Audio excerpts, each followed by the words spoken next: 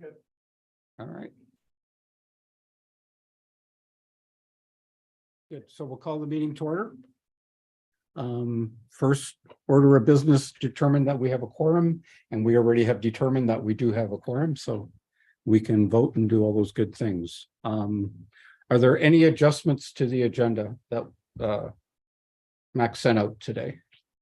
Just a question, Max, are you gonna talk about the TIF tonight? That you submitted to the state, or is that not passe? I can do that under town up. Yeah, I was gonna do that under town updates with the town warrant. Okay. I'll make sure to make a note of TIF. And then I do want to bring up I think we should have some kind of conversation about the moratorium on The aquaculture. yeah, on aquaculture on the Potomac, just to we should at least have a conversation about what the economic impact of that might be. I know it's coming up to a town vote and all that, but Yeah, no, that's a good point. Hot topic. It it is, and I wish George was here, I do too. as he'd certainly have something to add. So I'll put that under old business then. maybe. Yeah, that'd be fine. Yep. And then the other thing is we had, and I don't see it here as well under old business, is we had if you read the minutes of the last the January and February meetings, we had a lot of conversation about housing, Oh, right. and we probably ought to keep that. I'm not sure we can do anything with it, but we ought to keep it active at least. I'll say housing update under old business. Yeah, that's fine. Okay, and we have no citizens' comments. There's no audience, so. If anyone comes in, we can get him a chair or sit at the barn. About the carpet. They could take one of the comfy chairs. We don't want any citizens. No. All right, and that now it's approval of the minutes. The first minutes are the January minutes, which were attached to Max's email today. Did everybody get a chance to review those? I did not. Jen, did you get a chance to look at the minutes? Yep, I did. Okay. Any comments or discussion? We have a motion to accept Yes. Motion to accept. and the second. Second. All right, all in favor? I think you're abstaining. I'm abstaining because I didn't read them. And I'm abstaining because I don't have the frame of reference to be able to tell you whether or not I think they're I correct. think that's totally reasonable. And did Jen have her hand up? Yes, she's got her hand up. I do. Okay. All right, so and then that takes us to the February minutes. Oh, that's approved, by the way. February minutes, any discussion? No, all right.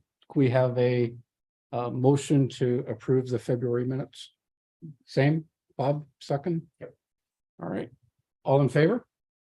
Steve. Abstain? All right, Jen, your same, hand is up. same results. And those minutes are approved. That brings us to the chair report. We have a new member, so I'd like to welcome, is it Lehman? Lehman, Ann Lehman. So Ann, could you give us a little background about yourself and what attracted you to the Economic Development Committee? Well, thank you. Yes. And thank you for accepting me. I mean, you're sort of getting a pig in a poke, sort of. I'm a professional writer and researcher. I've spent and also involved in entrepreneurship. Since 2000, I first wrote cases on venture capital and private equity for Harvard Business School. I also was the corporate communications person for Bessemer Venture Partners, a global top tier early stage through growth equity investor. Starting in 2010, I co-founded a consulting firm that did work for venture capital and private equity firms in terms of education and training of their staff, doing analysis of their portfolios and their performance. Also advised various governments around the world regarding entrepreneurship, including the evil empire that shall not be named, Russia, which did, however, pay its bills.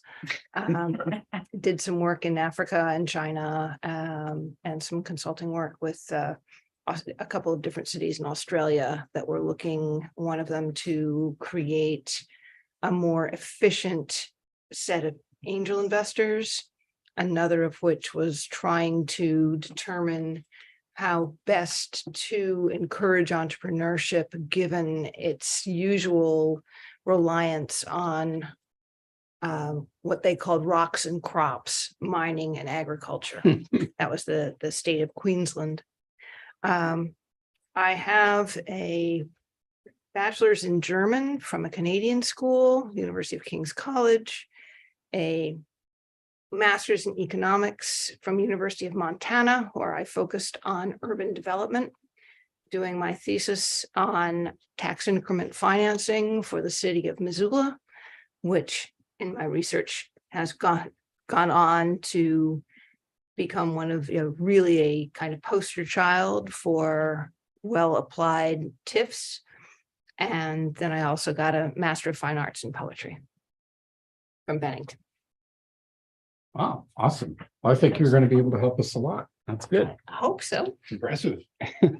Um, did you say King's College? University of King's College in Where's that? Halifax. Oh, Halifax, okay. It's associated with Dalhousie. My engineering degree is from a Canadian university, but University of Guelph in Ontario. Upper Canada. Yeah, exactly. That's close to us Maritimes. All right, awesome. Thank you. Just on the chairman's report, we did have our food pantry today, and I was gonna give some updates on that. Let me just pull them up here. We had so today we had the Waldoboro Food Pantry. We had a total of 146 households, a total of 389 individuals, which were made up of 118 children, 208 adults, and 63 seniors.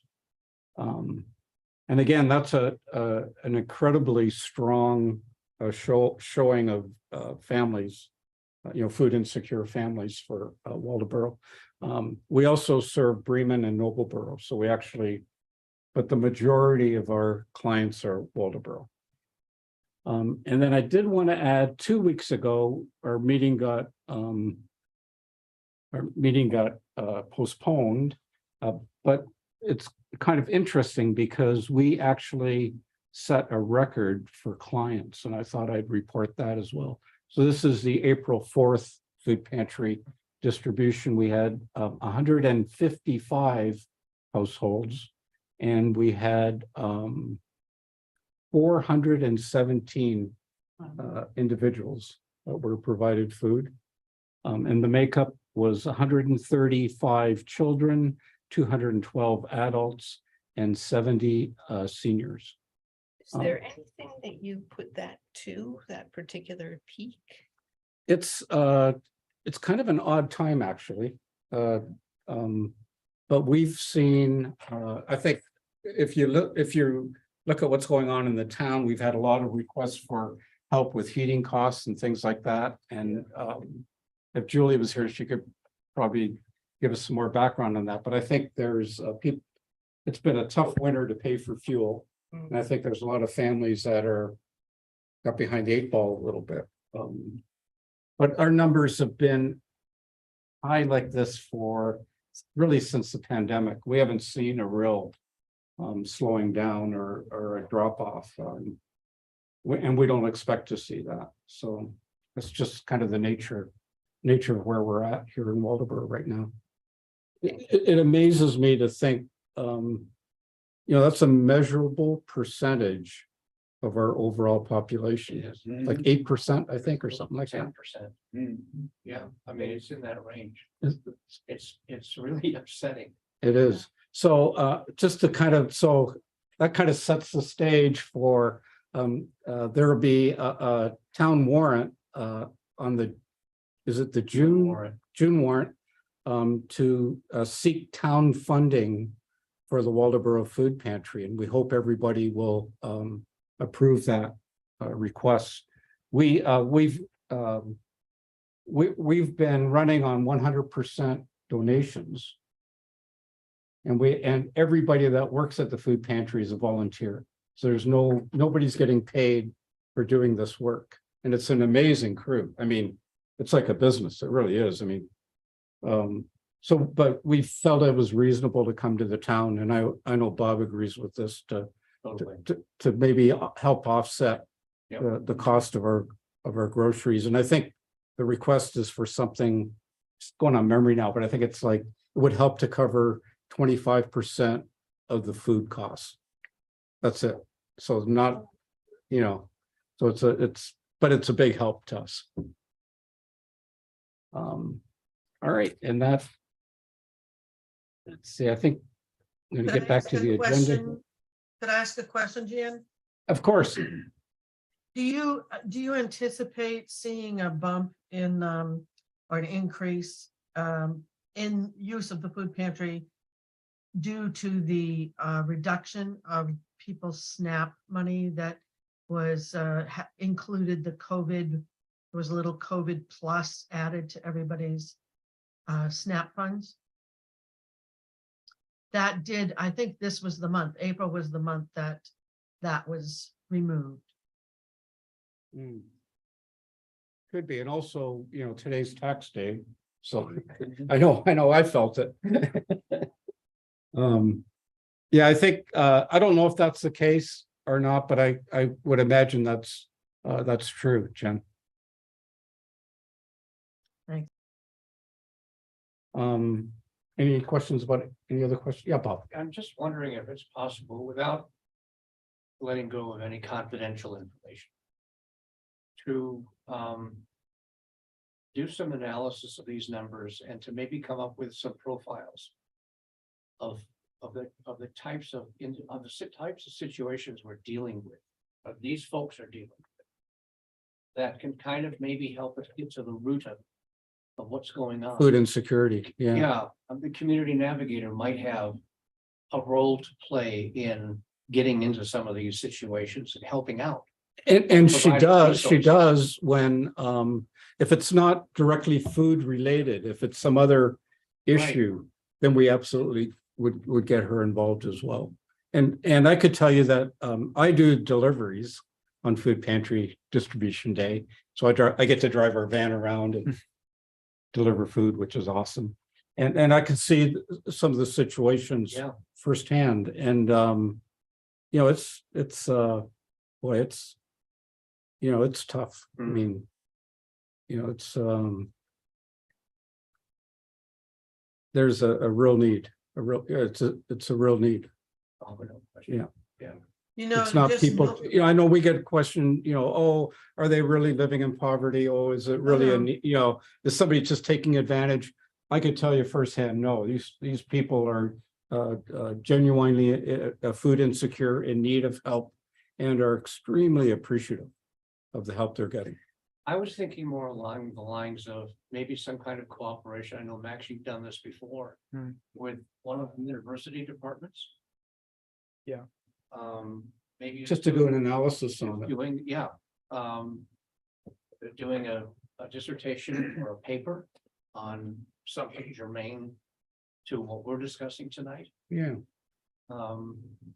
Then two of us would benefit. I mean, the student would certainly benefit.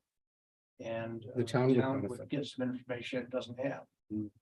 I don't know whether that's even possible, but maybe it's worth looking into. good to put in the notes, and then we could follow up maybe with Julie too, and see if, Yeah. would the town, do you think that, would you want the food pantry to take the lead on that, or would the town take the lead on that? I I'm think not the sure. student would take the lead on it. And set some parameters and determine where confidentiality is potentially breached Yeah, to ensure that we have a firewall there. and we're unbelievably protective of that. Oh, you have to. Yeah. Yeah, So what information are you talking about exactly, Bob? more demographic than anything else at this point, Max, Right, trying to create a picture right. of poverty or difficulties, not necessarily poverty, it could be something else. Mm. That helps us better define what the issue is beyond lack of food or inability to purchase food at a reasonable price and stay within budget. What other factors dovetail into that that we're not addressing? Hmm. And that maybe we should be trying to address if we can. This is, possibly things like they had, their car failed, so they're no longer able to get to work. Yep. Or which would make us think that perhaps there was something we could work on in terms of transit or something like that. Yeah. That's a good example. I know my husband was volunteering for Habitat for Humanity, and they went into a trailer where the kitchen simply didn't function. Mm.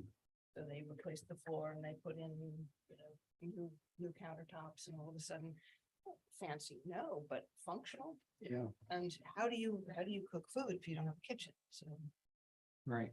And I'm guessing that there may not be a profile. Every single case may be. maybe different, sure. You But know. how many, Right. but if we had a sense of how many had lost, needed transportation Yeah, versus how many needed help in kitchen facilities.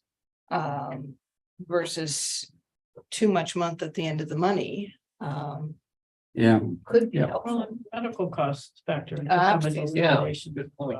it's a case of prioritizing, these folks have to prioritize what little money they, first of all, to get to the food pantry, they have to demonstrate that they're living in poverty. So it's not anybody can't just go. These folks are all living in poverty. It's They're not below the threshold. poverty. It's not that hard to live in poverty anymore. Hmm. Considering what's been happening, and they've changed, the government has changed their percentages and their ranges for what's considered poverty. And to give you a personal example, I am not low income, but I have never paid as much for my heat in all the 21 years that I've been here. And my electricity in 2 years has doubled and my usage has gone down. Yeah. So those are simple things that are absolutely necessary and have gone, right over the top. So Well, we're absolutely living it with inflation, and we know that interest rates are going up to try to combat that. But, absolutely, and we did a small grocery, I thought a small grocery yesterday was over $300. We're two of us. Yeah. All right, Maybe one way of dealing with a confidentiality issue is to get permission of individuals to be interviewed. Yeah. I mean, there's ways of I mean, doing, that might be it's a very direct approach, but tell them the overall objective and say, would you mind being interviewed about your issues and contributing to the larger picture that we're trying to develop? there are ways we can get around it. And Jan, that might just be a conversation that I think you and I could even have, and I might be able to do the interview. Or Not- or surveys. Or an surveys. anonymous survey. We always love doing surveys.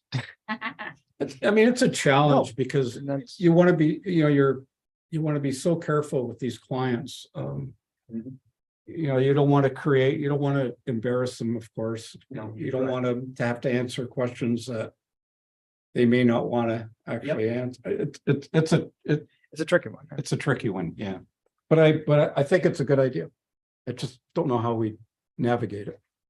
Understanding I don't, you'll hear me say this a lot, because I work at Maine Health, so I'm not speaking for Maine Health, but I would suggest you also reach out to Population Health at Maine Health and tell them the problem you're trying to gather all this information for. We've defined the problem, but we need to gather data, we need to analyze the data before you can implement any kind of solution. Yeah, And those groups and our telehealth groups reach out to a lot of places like what we have. So they might be able to talk to you about Waldoboro, or they might be able to talk to you about towns that are like Waldoboro. yeah. Yeah, we might actually find out that some of that work's already been done for similar Right. Or they might have someone populations. that can tell you, well, we got Ann, which is great. I'm excited about all the things you know how to do. But we've got these, they call them, there's a group called Six Sigma, and they have a thing called Greenbelt. We have people that all they do is gather data to build these solutions out. And the teams I suggest you reach out to have people, that's all they do. And those things are connected. The problem we're trying to solve here is, it is population health. at the end of the day. Yeah. So they reach out to them, see if they want to talk to you. All right, good. Thank you. So, that brings us to the town update. Max, once you're finished making Yep. all those notes. So town updates. I'll just try and go through these items. So planning board. We haven't been here since February. I think the biggest thing that has happened is the bed and breakfast / wine bar that's at 926 Main Street was approved at the meeting last Thursday. I knew that because there's all kinds of construction going on there today.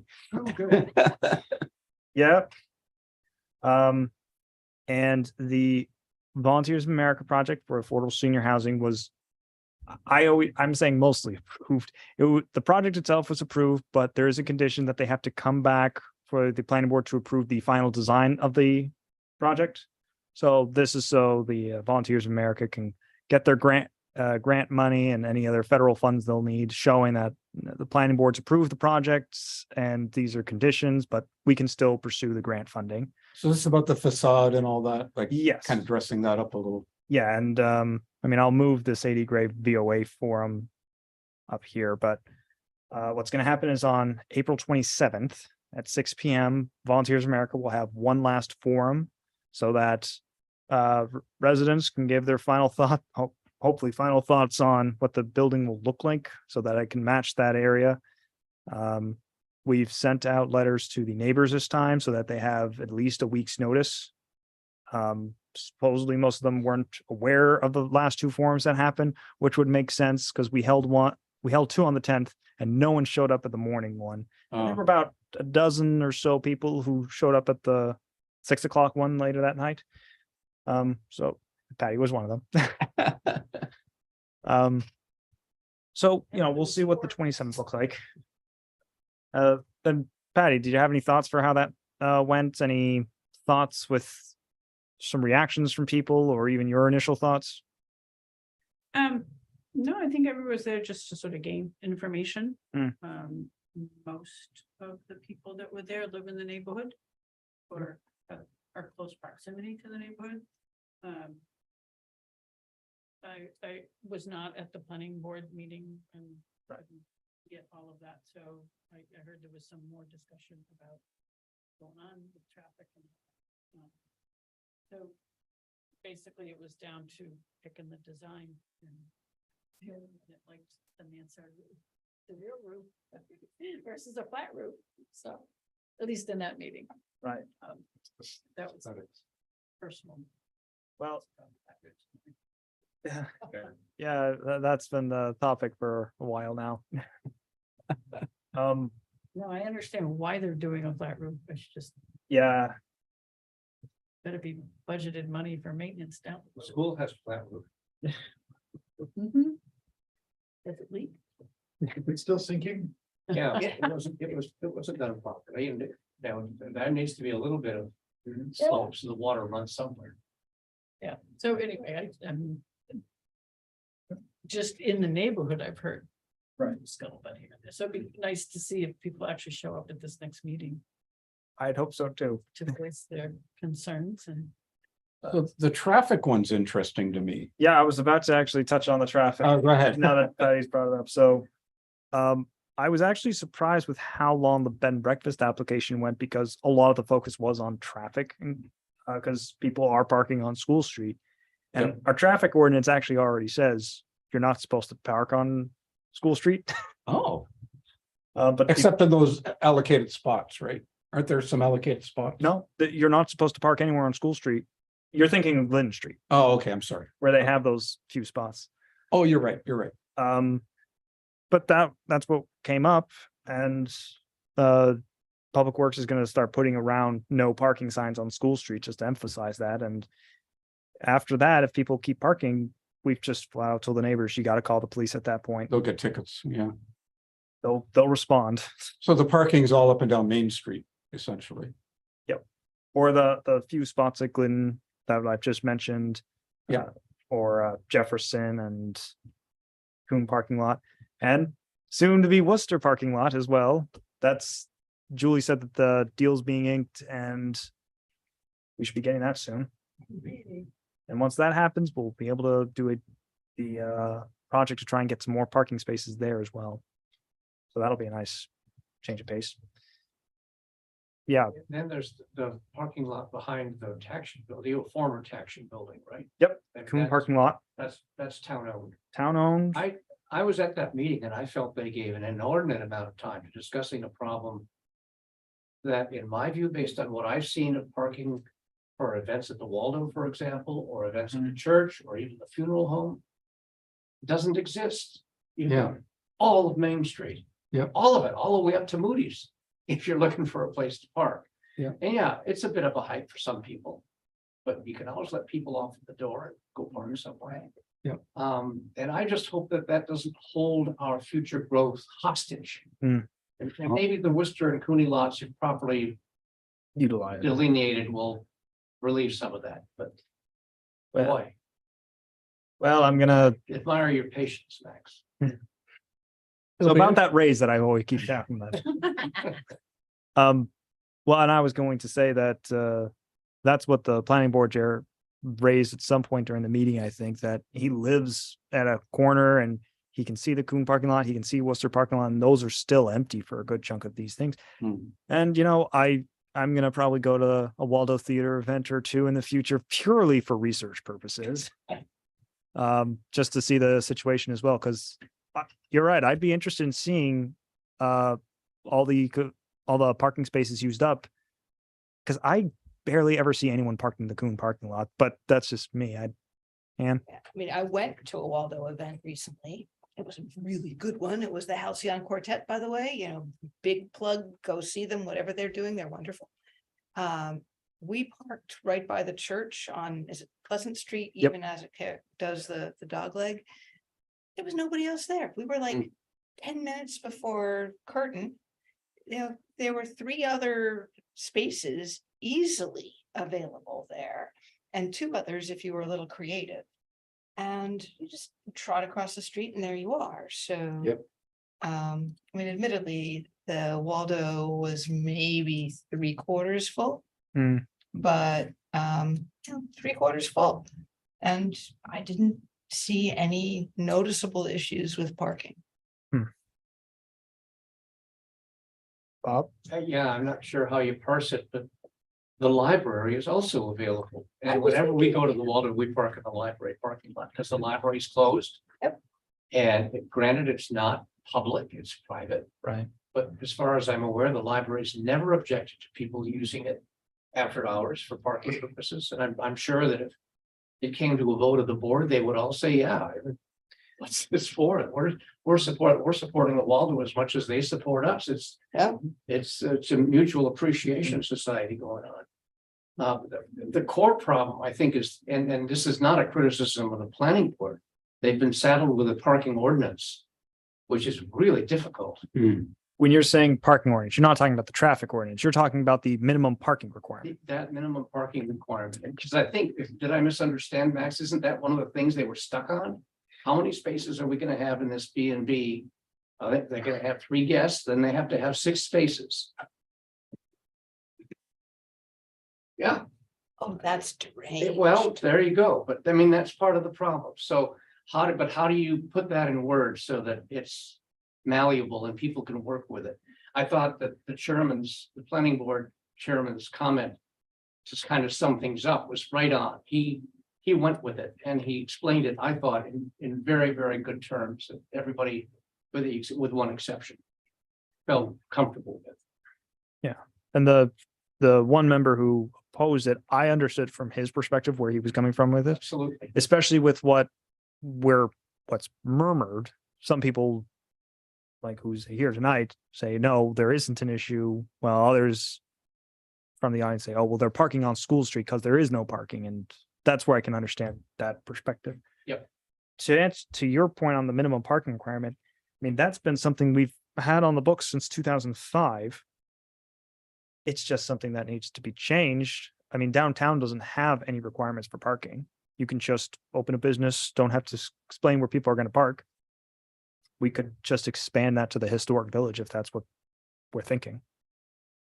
It's just an ordinance. I would have liked to get that. I wish that note happened when we were changing the ordinance, Yeah, because then we could have had it on the June warrant. yeah, well, we've got time. We got time.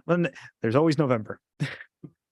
Patty, Their wisdom, it's the planning board that's gonna have to figure it out. and come Yeah. up with some- You know, their challenge is always, well, if we make an exception here for this Right. ordinance, what about the next guy that comes in? Yeah. You know, I mean, I could see their challenge. Absolutely. Well, Patty it's has a a- good segue, and what I was just gonna say is that if we're here to encourage more economic growth, we need to consider future needs for downtown. Absolutely. Even though it may not all be getting used right now, hopefully, we're gonna get to a point where we do need all that. Mm.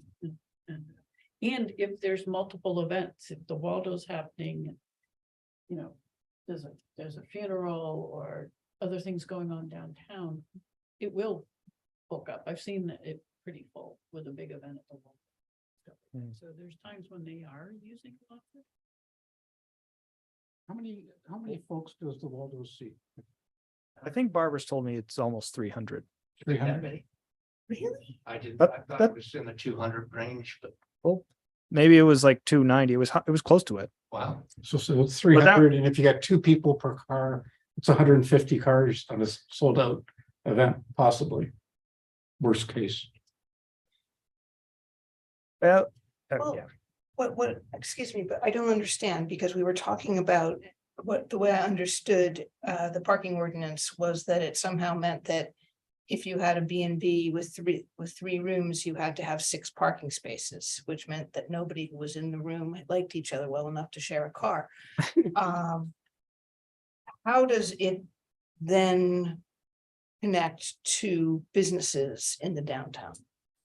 So with what our ordinance is, so the 2020 ordinance imported a lot of what the original 2005 ordinance had. Mhm. And these were parking requirements for a lot of different uses, like residential, restaurants, anything that people thought of back in 2005. And most of those standards didn't change. So what people feared of back in 2005 is probably still on the books today. Yeah. Which is probably like, I don't know, we have a 75-foot setback from the road if you want to build something on your property. No other town in the Midcoast has that type of setback. So when it comes to parking, it just needs to be modernized. Mhm. Yeah. But then where do you draw the line? Because, it's 2 parking spaces for a dwelling unit now. We could reduce it to 1, but then someone's gonna say, oh, well, what if, you need 2 cars? I think if it's a historic village, you gotta look at it differently.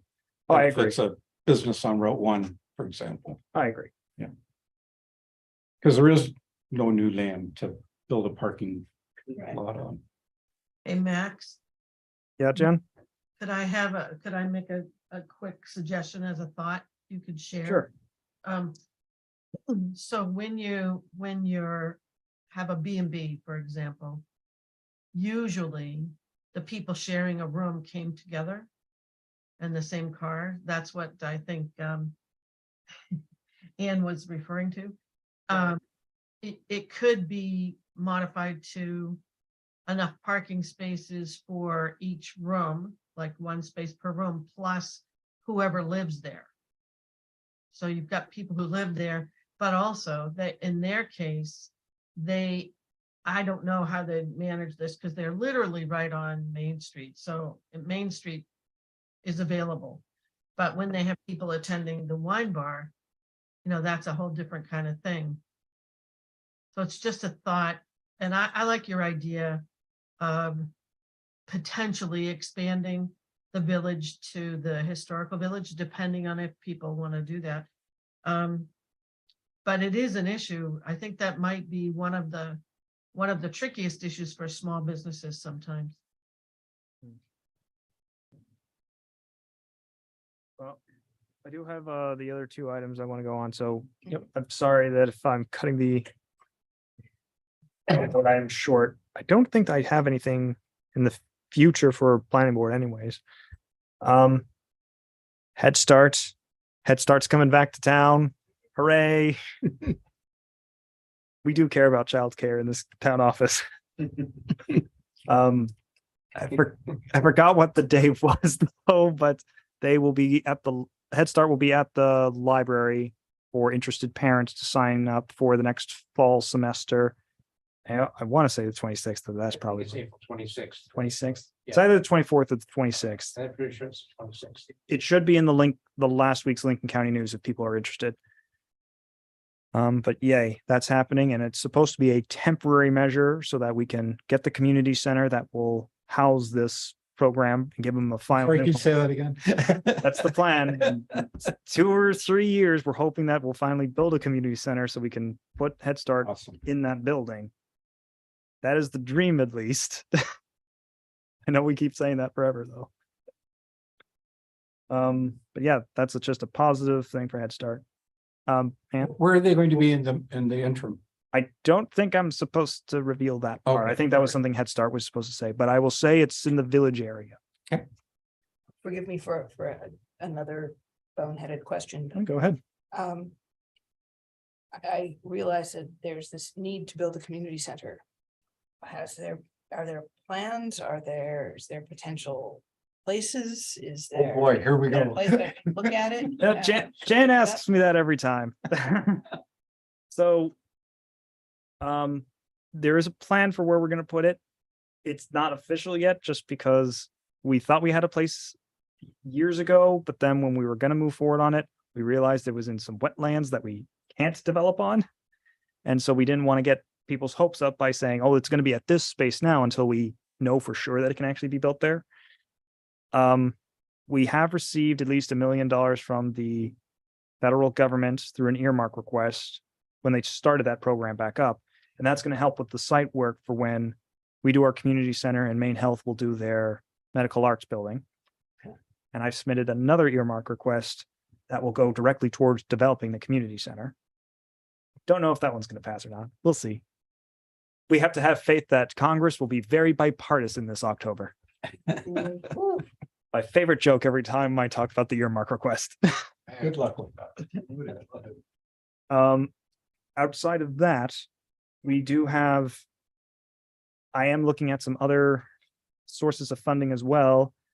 And we can also use, well, this will be discussed again under the town warrant, but we will potentially be able to use our TIF money as well to help with the construction, since it's going to help go towards a childcare facility, and that's an eligible use of the TIF funds.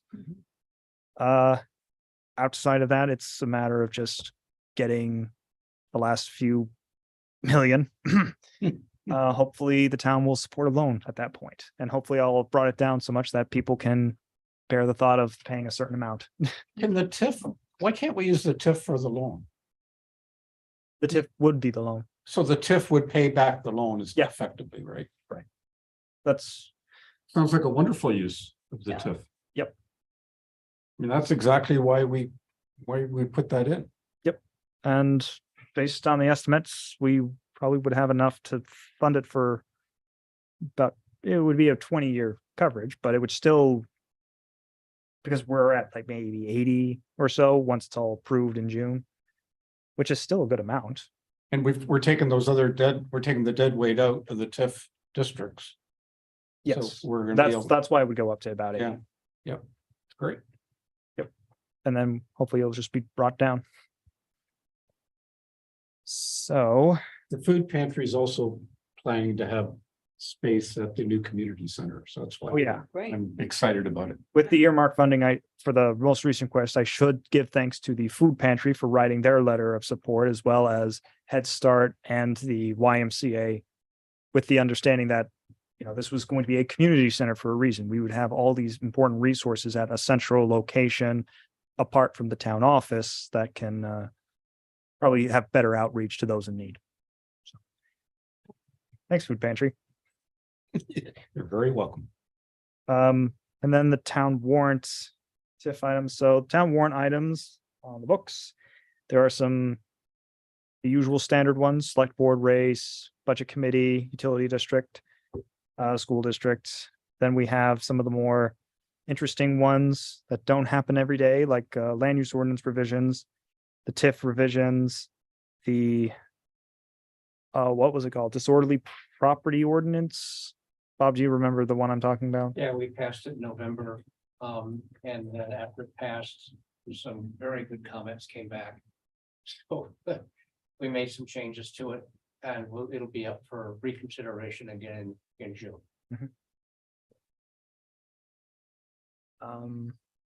They And- mostly have to do with recourse to somebody who is. Right. Has seen action, enforcement action under the ordinance. It gives them recourse to appeal. What to discuss. Extenuating circumstance. Reasons for having this situation. And the shellfish, the aquaculture moratorium, I believe, is on the warrant as well. So the Has TIF, there been any opposition to that at all? The moratorium? Well, I've only heard about it from what I would call fairly biased groups, Yeah, so I haven't heard the opposite side from anybody in town. yeah. I haven't, and I've been listening to communities outside of Waldeboro looking at this as well, and I haven't heard anyone You know, speak against these moratoriums, other than the people who wanted to lease the land, obviously. right, no, and I mean, even Damascata is now talking about putting in a moratorium in place, and their rivers overloaded with leases. Oh, my gosh. I mean, if you barely go down the river because there's so many leases on it. Yeah, And Because I do have a question about it, which is, as far as I understood, it was to completely bar anybody having leases. Right. For oysters or for mussels. If any aquaculture. anything. I gotta say, I kind of have an issue with that, because I'd like to grow some rope grown mussels on my, off our land. But it's a So, moratorium, it's not a prohibition. right, and But a Yes. moratorium means I'm not So- gonna be able to do it for how long? so wait, hold on, if I can jump in. So part of the reason the aquaculture moratorium was done wasn't for the traditional harvesting that I think you're talking about. Yeah. This is talking about more of the factory sized ones where Mhm. someone's going to DMR and saying, I want to privatize this amount and I'm the only one who's doing it. And I'm the only one who's going to be growing this for 20 years and no one should ever come anywhere close to it. That's what the moratorium is focusing on. I looked kind of carefully at it. And admittedly, it is a moratorium, it is for 180 days. But the person who was quoted in Lincoln County News seemed very excited about having this go into perpetual application and nobody to be able, even me with my little 2 lines of rope grown mussels that I'd like to do because I'm very fond of mussels. Mhm. Would not be able to legally do my little rope grown mussels. To me, that started feeling a little bit like protective overreach, as if Allison up at Lake and Gorges was to say that I couldn't have a cow to grow my own cheese because it was going to be kind of getting in the way of her cow or something like that. Admittedly, perhaps a bad comparison, but So I didn't see any idea in what I read. Now, I may not Right. have read everything, which I undoubtedly did not. Anything about small people doing small projects. yeah. Well, I mean, I'm only going based on just what it is always said at the meetings. Mhm. what's the wording on the moratorium? Does it say over so many acres or so many, I did not write up the moratorium. I don't know. do you know, Bob? It's Aquaculture is defined as a commercial venture, Mhm. not a private one. Mhm. So if you own waterfront, want to go out and pick clams, get a recreational license from the town office first and then go do it. Mhm, mhm. Nobody's going to interfere with that. But growing Moratorium doesn't mussels interfere or with that. growing. Privately, Mhm. in front of your own place as a non-commercial adventure. Mhm. I don't think there's a prohibition against doing that. I mean, we have to maybe look at the language more closely. yeah, but no, That's not what it's about. It's Okay. about DMR Yep. Leasing 5, 10, 15, 20 acres Mhm. to an Mhm. enterprise that basically takes possession and says, no one comes in here to do anything except us. Yep, I can. You I can't can see boat that near being a it, you problem, can't yeah. go and dig clams in it, even though you might have dig clams in that spot for generations. Mhm. You Mhm. can't do it anymore. And the great thing is that our river has not been subjected to this kind of treatment. Yeah. DMR has done it in other places. And it's upset a lot of people, Mhm. people who have a way of life, who don't want to work for an aqua farm Right. because they've been displaced doing what they would normally do to earn a living. Mhm. So it's going to give us time to figure out how to deal with it. Mhm. But it might be helpful in the language that we make that clear, that, distinction. I think if you go through it, Okay. it'll be. Yeah. Clear. Yeah. Yeah, I mean, we just put it on the shellfish ordinance is being changed. To allow non-residents to get a license to go climbing in the river I for a saw day or that. two. Yeah, I mean, it's, I see the guys doing it off our place and I think, oh my God, what backbreaking work. it is, but I mean, if you're from New Jersey, you want to come up here and dig How clams for a about couple days to see what it's really like. You Why not? Buy a license and you go do Yeah. it. And Yep. Why not? this doesn't keep you from doing that at all. Okay, okay. Thanks for the clarification. All right. So was there anything I needed to clarify on the TIF, Jan, or Bob, who wanted me to talk about the TIF? Just the fact that it's gonna be on, is it gonna be on the ballot? Yep. No, yeah. Yeah, it's on the- Yeah, yeah, It should have, hopefully it was No, on it the is. I June think warrant. it is. I'm pretty sure it is. Yeah, we're taking the, the Sylvania and Hostas are gonna be out Oh, as well as the right. Hannaford. And that way we should be able to capture an additional $800,000 in property value. perfect. That would be fantastic. And we're updating the project list as well. Yeah, that's wonderful. All right. And then hopefully in November, we'll put Sylvania back on, or I was doing calculations, maybe even do a second TIF district as well. Try and expand. I think that's a great idea. And actually, the timing would be great because there's two pieces of legislation that I think are in the works. One would be to have TIF money go towards a municipal building. So, or municipal improvements. We always keep talking about the HVAC system here. That would be an eligible use. The second item is to have solar farms under 5 megawatts pay property taxes as well. So that was one reason we couldn't include the 2 solar farms that are here, because they were under 5 megawatts, so they wouldn't have contributed to the TIF program. Whereas over in Warren, they have that behemoth being made, and I'm doing their TIF over there. But if this legislation passes, we could put Controversy Lane in the TIF district, capture that, and now How would Okay. you tax that property? Do you know? Daryl has a magic wand, I think, that he But just it's not, calculated. it's not to the point where somebody would say, oh, these taxes make it unreasonable to build a solar farm. I think they mostly just focus on the panels and the converter battery units.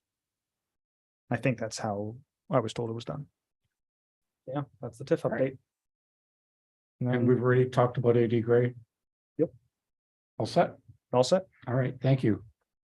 Ruben, Broadband, so I guess it's been a minute and you chose a great time to come. I don't know how long you've been in the area. Do you know who LCI Fiber Network is, or Tidewater Telecom? I've driven by the sign for it off Route 1. Okay, so there are local friendly telephone company. They own most of the fiber optic network in the area. Mhm.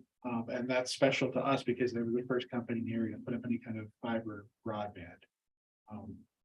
So very recently, it was either them or cable internet. So we're talking with them about getting a network built over all of Waldeboro. And we're in very early stages. We use $5,000 of TIF funds to pay for an engineering study, which LCI is currently doing. And what they're doing is doing the technical work to list out everything they need to do to build a whole network over Waldeboro. The point of that is to get a price tag on that. And once we know how big and how complex and how much it costs, we can then approach, how do we eat this elephant? Is it one project? Does it need to be phased out? Is it possible? Is it not possible? Do we need to bond it? Things like that. So it's a very important first step. Mhm. not sure if it was 2 weeks ago or a month ago, a little while ago, I went to LCI's building over in Jefferson. They bought what used to be a cafe across from the elementary school. And they've got their 10 gig network connected directly to that building. They built, it's basically a smart house, smart office. It looks like a coffee shop. Everything down to the outlets is on Wi-Fi. And it's really great for digital literacy, teaching people how they can use the internet. Because you're hearing everyone saying, hey, you need broadband. I work in IT, so I know I need broadband. I'm not a normal human. Most people are know they need broadband, but they'll be darned if they can figure out why. We built a house and the first thing I said was, John, if you don't want me to kill you, we will put in internet right now, broadband. Yeah. Yep. I almost got arrested when we were buying my house. I was photographing telephone poles. They ask questions when you do that. Oh, yeah. So that dovetails into previous work we used to do when we had a separate group just for the internet. We were trying to get any ISP to expand broadband out to places like Chapel Hill Road. Our current pet project is Store Mountain Road. So these things are sort of a piece of that project. So LCI is real far along in that. They showed me some maps. They gave me a lot of technical detail and where they have fiber, where they don't have fiber, where they would need to put network upgrades in, where they need to put equipment to light up more fiber and things like that. They still have some work left to do. What they showed me was a rough draft. It was on a very large, pretty screen. And that's coming along pretty well. I assume it's still a draft. They sent over an MOU, a memorandum of understanding. Is that what it stands for? Yeah, I'm gonna send that to the select board for next week. Great. So that will explain in text what they're doing, what the deliverables are, what we're getting for our $5 grand, which is an amazing deal for network design. By the So way. that was their MOU? Yeah. Okay, sorry. I sent it to the select board members ahead of time for any thoughts, so. And that's what I glanced at it. I haven't read it down. I'm happy to stand in front of a firing squad later if we need to. No, not at all. Well, I meant for No, questions. no, not no. like in the- I'll take it that way. May I? For just a Yes, second? if you want to, yeah, go ahead. There were two things I was concerned about. One, I wanted to be very clear that we're partners with them. Yep. And that we do share it 50-50 up to a maximum, Okay. and that they document Mhm. when they invoice us. Yep. They document that. So it's based on a documented expense. That was the first thing. The second was that it needed some organizational cleanup, that's Yep. all. So that's, And from the conversation I had, it was very much a draft. yeah, no, This it is, was very clear. It was so- very clear. So I think having those suggestions is going to be really good. This is sort of LCI is they're an underdog sort of scrappy thing. We're making up a lot of this as we go along. So I'm not surprised there's some cleanup stuff to do there. What do we know about funding? Because is there federal funding? I think I read somewhere there. There is, and there's the state as always, so I have some ideas. It's just a matter of how much is it gonna be first. We need a price tag before we can figure out our next piece. There's a whole other side to this thing that happens. Look up when you can, the Maine Connectivity Authority. Yep. They have meetings either every week or every other week. You can attend those meetings, you can attend the board meetings, they have a live chat, they interact. I'm very vocal there. They know exactly what I think about wireless ISPs. And they know that these things are happening. When I talk about Store Mountain Road, that's a good example of I think it's called a Reach Me grant. Mhm. Where you want to connect houses to LCI's fiber crosses the front of that road. We need to connect those 7 homes at 30-40 grand, whatever the cost of fiber is. Later, in a month or 6 weeks or so, I'm expecting LCI to apply for a grant that group will review and approve and vote on. What's great about that process is you can go to those meetings, you can ask them live, or you can email Kendra Joe at the MCA and ask, hey, where are we in this process? How is this going? And they're very responsive. They respond in kind, and they're a great professional group. Well, and the other thing with funding is I can do my best to try and get as much funding as possible, Right. but federal funding, for example, you're gonna be capped at 80%. I had this conversation with some towns in Multnomah County who are trying to do their own municipal network. They can try as hard as they can with Maine Connectivity Authority and some federal funding sources I identified. They still need to provide a 20% match at a local level because the state's mostly getting funds from the federal government that goes to that 80%. That's still a good deal. Still a good deal. It's a fantastic deal, Yeah. but that's just if you can get the money for it. Yeah, and that's why we need to get the price tag. If So that's, and that price tag. Let's use the TIF. Go. again, To a certain point, you can. That's what the $5,000 is for. Yeah. I won't. I'm resisting the urge. I have municipal network thoughts and I'll share them when we're not at a meeting. Yeah. That's a long, boring I'd conversation. actually like to talk with you about that because I'll a friend call of you. mine out in Great Barrington, Massachusetts, Yep. admittedly, he's a successful venture capitalist, but decided that he was going to create his own municipal broadband operator and, you know, has wired his own little part of the state. And so if nothing else, he can at least tell us how we went about it. That's great. Yeah, if he wants to talk, that would be great. You should, the MCA would talk to him too. They have people on all the time.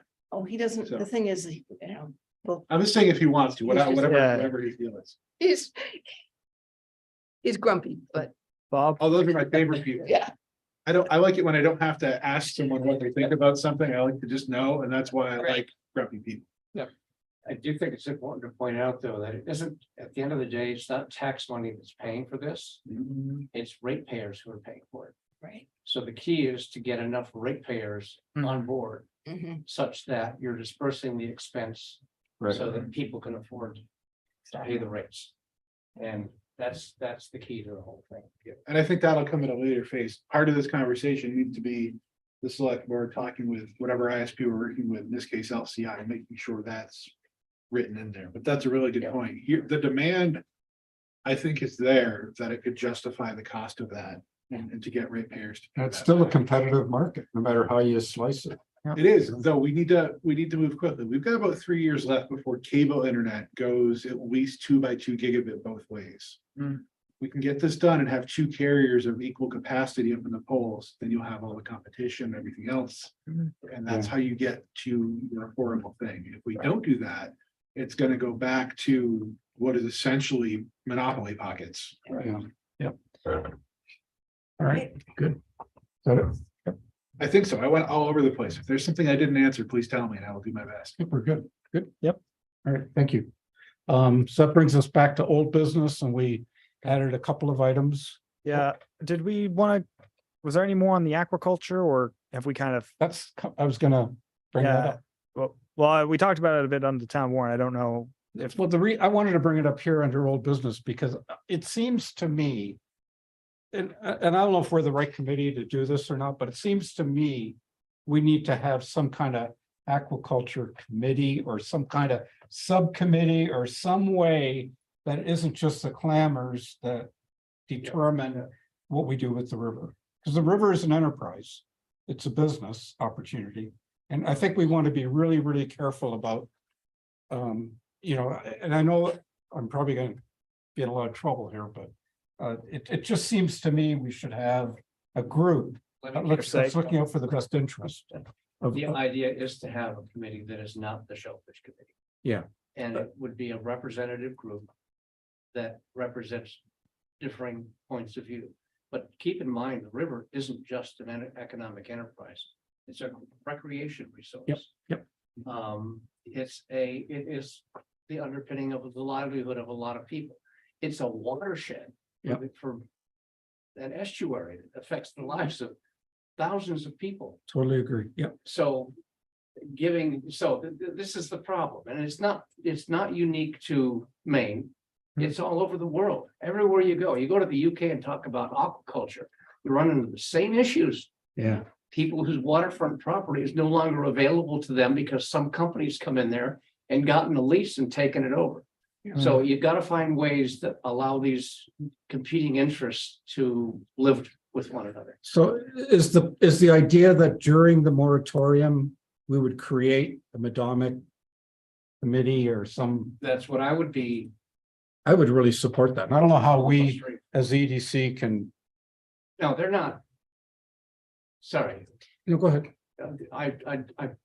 it's interesting that you see a role for the EDC in this, and I kind of agree with you. Well, if we're doing a moratorium on, No, I see what you're saying. we're saying we're not allowing business. And In fact, some maybe- cases, maybe it's a good business. Maybe it ought to come out of the EDC instead of any other committee in town. I mean, that's probably. I'm just opening it up for, I know George would be in favor of it. Because we've had a conversation about that. Yeah. I could see it being an important committee to have somebody from conservation on, somebody from here, somebody from the Shellfish Committee, someone from planning board. I mean, Yeah. it's really one of those things that everything touches the river. Yeah. But it'd be so good just to have a group of individuals talking about what's going on there I mean, I think a moratorium might be a really good idea right now because there's nobody having that conversation. Hmm. From all different perspectives And the Department of Marine Resources has had a free hand for what, 20 years? for a long, And they're long, the ones who give the leases, and there's no, almost until very arbitrary. recently, Yeah. there's been no discussion with local communities at all. And that's really the big beef. How can they possibly assume that that's their right without involving the local communities and their own giving them the ability to develop their own ordinances to interface with what they're doing. And it just hasn't happened. And that's the core issue, right? That's why it's all stop, pull the brakes, Mhm. someone from outside the communities slicing up our resource. Yeah. Bob, is there a venue that besides a moratorium that a town could create a way that they would have final say on any of these kind of aquaculture projects? You'd have to change the law. DMR is doing what they've been legally authorized to do. They've been authorized to go out and lease river property to companies. Technically required too. aren't they? Yeah, no, that's what their mandate is. And so they do the leases, but we have the ability to regulate them. So you really have to change the state law that's been written that empowers the DMR to do this. And that, I hope, is one of the things the committee will come up with, is a set of recommendations about how that. So that gives us you're creating a roadway for us, a map, if you will. Yeah. To get a reasonable solution. Yep. To this.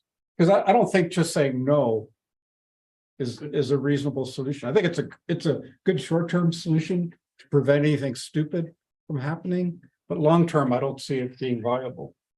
No, I think there are a lot of people would agree with you. And is that something that how do we make something like that? I think that's a discussion to have with Julie and the select board when that's Yeah, still let's see going if the on. moratorium passes, If Good point. if you're saying that as if it's not.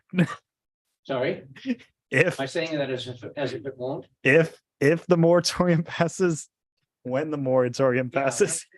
I think it will pass. I think you have enough interested people in it. And then you have 180 days and you can extend that period under the terms of the moratorium if you haven't reached your Right. conclusion. But like Ann makes a good point, and hers is a small scale residential, but we don't know. I don't Right? know. No, point taken. I never even thought of doing that. That's really cool. I'd like to learn more about that. It was pretty cool. All right, Well, good. And then the last one was, well, I was going to oh, quickly say I'm sorry, go ahead. I was going to say for some positive aquaculture news, American Unagi, and George is in here. American Unagi. I don't know if anyone's looked at Maine Public recently. The article saying that they're up and running and they're Saw that. getting the 500,000 pounds of eels just in time for the season. But American consumption, if I read this right, Yep. is 6 million pounds. Is that the right number? I think for that's right. for Maine Public, I saw 11. Oh, because I was thinking 500,000 would be like. Yeah, she's 11? she's certainly Maybe it was. she's bringing in a big chunk of the market, but It's a big chunk of the market. something. I won't get in their way. And I didn't know this. She's gonna smoke the eel on site. Oh yeah, it was delicious. Have you had it? Yeah, when I first saw her facility open in Franklin, she had some ready for myself, Brian, who's a coworker of mine, and Ted Worcester. When we all went up to see it, it tasted like bacon. Yeah, it's so good. It's so good. It did. All right, awesome. Is that it? That's it. That's your positive? Okay. And I the thought it last was a thing good was thing. housing, and I just want to keep it going, so I don't know that we're gonna be able to have a long discussion here. We're over. Houses So- cost too much. We can start there. Was that? Houses cost too much. Start there. Yeah. Yeah. that- Well, we had the Genesis Fund here who did their presentation for the Midcoast March. I wish the recording, I don't know what was wrong with the machine that day, but it only got the first 30 minutes and then it's just cut off. So, but Patty, you were there. Discussion, yeah. Yeah, you were there. What did you think of it? Oh, they have all their facts and ducks in order and they're a great resource. What do they do? Genesis Fund is a consulting group that helps with getting some projects in a row and also getting some of the funding. They're actually helping Volunteers of America with the 80 Gray project as well. But they were talking about some state funding that's available for different things. Like one of the big ones that got some attention was, I think it was $500,000 for a community initiative project. So if there's just anything the town can think of that would help with getting housing, there is funding for that. And they all, and I have kept the slides because they had some interesting demographic and information about Waldeboro. So I have that. Where can one see them? I can send it in an email after this. That would be really cool. I will do I mean, that. what was interesting is that all of the reasons there's an issue, they have their finger right on why there's Mhm. such a huge issue, all of the factors that are affecting housing. Hmm. And, you know, they're doing a lot to try to find funding and help funnel funding where it needs to go. They are not the bank. They're Right. trying to help people. They get find two their people projects. together. Yeah, they Yeah. have a lot of the. So our interest is that we've heard that a lot of businesses are unable to thrive because they can't get employees to Correct. stay because they can't find housing. Right. And so our thought is, as an economic development committee, that if we could find some avenue to help build reasonable cost housing, that would help promote businesses to come into Walterboro. So it's kind of a, I know we're late, but I'll just give you a fun fact, which was I was offered the position of county development officer or something for Rockland back in 1989 or so. And had to turn it down because I couldn't afford to find a place to live. in Rockland. That was the 80s. That was the 80s. Of course, $23,000 back in the 80s wasn't going to get you very far. Well, I'm sure it's more affordable now, 40 years later, right? But some people are getting paid still, which is Oh, part of exactly, which is another part of the problem. Yep. Exactly. So we could just keep housing on the old business slot and Yeah, and I so think we if, can, yeah, I think if we just didn't have a packed agenda this time, we probably would have had more time would to have talk more about. time to talk, but I don't want to lose sight of it. And I Yeah. do think it's important. What's the minimum lot size for a new home in town of Waldeboro? Depends where. If it's part of the ordinance change we're doing is I think industrial and Route 1 commercial A will be 5,000 square feet if you're on sewer and water. And that's partly so we can potentially sell off part of the Hoff's house. But I digress. Pretty much if you are not in, I think rural and residential area, you need 80,000 square feet regardless. If you are pretty much downtown village, Route 1B area, this little chunk we're at right here, 5,000 square feet if you were on sewer and water. So 50 by 100. Yeah. And if you're in the historic village, if you're in the historic village or the downtown, there is no minimum lot size. Because you're assumed to already be on sewer and water. That was why we put 80 Gray into the historic village. Smart. Oh, did I read something about the tennis courts? What did I read? Oh, yeah, I guess I could mention that if you want. I actually use them, or did you used to use them when they were in good shape? So I know when we talked about selling 80 Gray to Volunteers of America, we were only going to sell the school and the town was going to keep the triangle and the tennis courts. I've talked with the YMCA and the Maine for Land Water Conservation Fund, the latter of whom gave us the grant money to make the tennis courts. And both of them have pretty much said those tennis courts are gone. You can fix them, but it involves just tearing up the courts anyways. Yep. You might as well just build them new somewhere else. And when High and dry, somewhere high and dry. yeah, and that was the thing with land water conservation. They said you're right next to some wetlands, not sensitive habitat wetlands, but wetlands that made it so we can't build the community center near the ball fields. And there were, when I talked more with Doug Beck, who's from Land Water Conservation, he noted that we also were kind of duct taping the situation. You know, we had to get this agreement from Volunteers of America to keep parking spaces. We had to show that their parking wasn't going to interfere with our parking. We had to give better access. We had to do this and that. And he said, just start new, just put a new spot somewhere in town.